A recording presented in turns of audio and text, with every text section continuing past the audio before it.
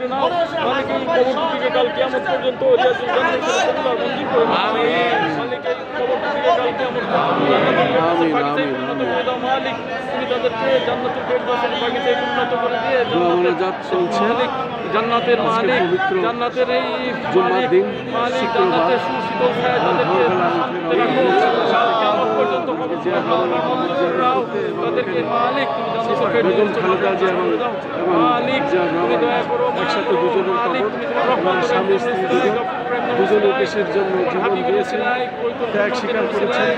তাই আমরা ওনাদের আদর্শ বিশ্বাস করে আমরা আমাদের জাতীয় বিএনপি করি এবং জাতীয় দল থেকে বিএনপির সাথে আমরা আছি। আমরা সমস্ত বাধা বিঘ্ন অতিক্রম করে শেষ করে আমরা আন্দোলন সংগ্রাম শেষ করে সরকারকে পর্যন্ত টিকে আছি। আগামীতে দেশের হাল ভাগ আগামী দেশের প্রধানমন্ত্রী এই প্রত্যাশায় আমরা এখানে আছি এবং বেগম খালেদা জিয়া যে দুটি আদর্শ প্রেসিডেন্ট জিয়া আদর্শকে ধারণ করে চলেছিলেন এবং সেইভাবে দেশকে এগিয়ে গেছে। সেই আবশ্যিক নেত্রী হিসাবে আজকে পৃথিবীর ইতিহাসে উনি নাম লিখিয়েছেন এবং উনি সর্বশ্রেষ্ঠ ইসলামী বিশ্বের ভিতরে জানা যায় এত লোক হয়েছিল, সেই জানা যায় আমরা শরীক হয়েছিলাম এবং আজকেই আমরা আবার ওনার কবর জিয়ারত করতে এলাম। এই মাজারে স্বামী স্ত্রী দুজনের কবর এবং এই কবর জিয়ারত করতে আমরা এসে দেখতে পাচ্ছি লাখ লাখ মানুষ এখানে দোয়া মোনাজাত করছে। আজকে শুক্রবার পবিত্র জুম্মার দিন আমরা দেখতে পাচ্ছি দোয়া মোনাজাত চলছে, চারিদিকে শুধু মানুষ আর মানুষ।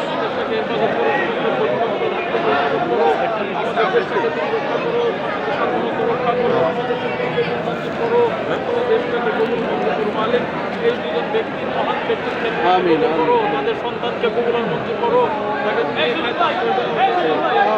দেশটাকে রক্ষা করো, দেশটাকে খেদমত করার জন্য তাকে তৌফিক দান করো, তুমি তাকে সাহায্য করো মালিক, তুমি তাকে রহমত খাস করো তাদের মালিক।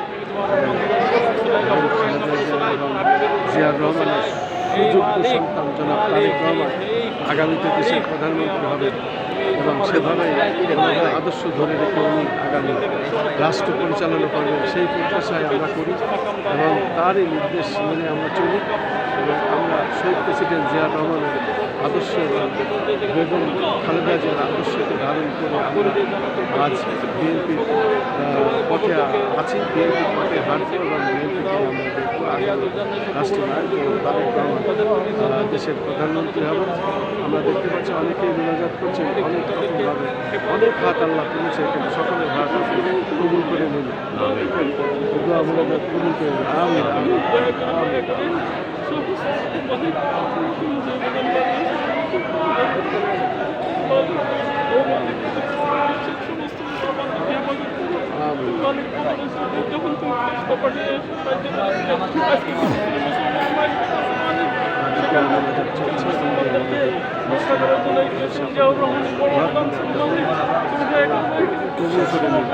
মুসলমানদেরকে যে যেখানে সবাইকে তুমি হেফাজত করো, সবাইকে তুমি রক্ষা করো, সবাইকে তুমি সাহায্য করো।